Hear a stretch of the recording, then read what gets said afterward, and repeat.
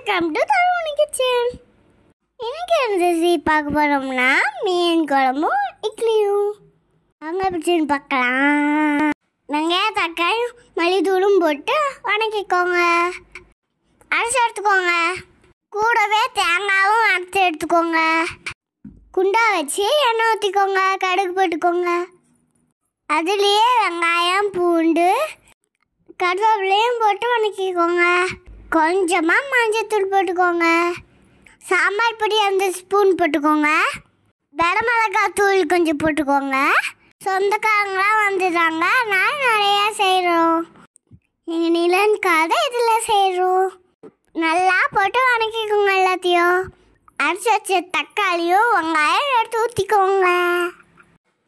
கொஞ்சம் தண்ணி ஊற்றி நல்லா கொதிக்கைங்க. பசை வச்சு போடுறதுக்கு நல்லா கொதிக்கணும்.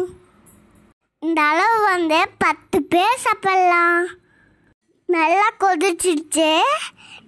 இப்போ தேங்காய் எடுத்து ஊற்றிக்கணும். அரைச்சி வச்சதை எடுத்து ஊற்றிக்கணும். இதுக்கும் கொஞ்சம் தண்ணி ஊற்றிக்கோங்க. குழம்பு தேவையான கல் உப்பு போட்டுக்கோங்க. மூடி வச்சு நல்லா கொதிக்க வைங்க. கொதிச்சதுக்கப்புறம்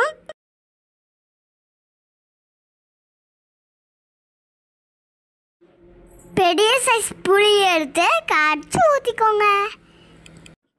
புளி ஊற்றினதுக்கப்புறம் குழம்பு நல்லா கொதிக்கணும்.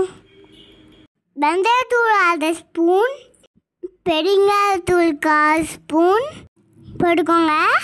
மல்லி இலையும் கப்பனி போட்டுக்கோங்க. இப்போதான் முக்கியமான விஷயம்.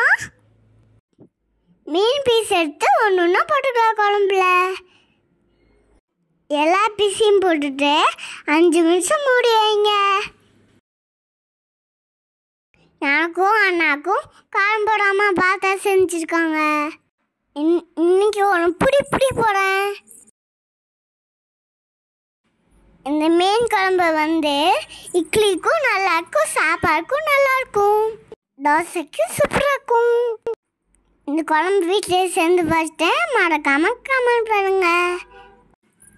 ஓகேவா சுட்டீஸ்?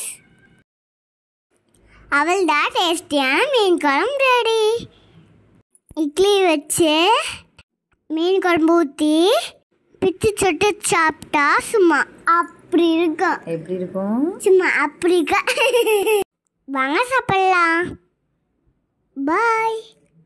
லைக் பண்ணுங்க, கமெண்ட் பண்ணுங்க, மறக்காம சப்ஸ்கிரைப் பண்ணுங்க. பாய் சுட்டீஸ்.